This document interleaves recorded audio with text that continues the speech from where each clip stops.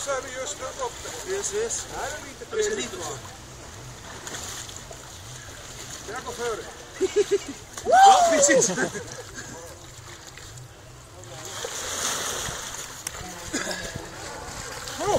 Bra jobbat gubbar. Heja på nu. Vi måste dit. Ja, vi vet. Men vi tar oss så här.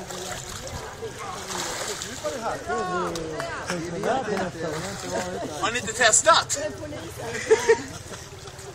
Jag tycker att... Hörni gubbar, vill ni gå igenom det här eller? Vi tänkte simma. Ja, men han kommer nu upp och gå på kanten här. Nej, vi går igenom. Vi går igenom, okej.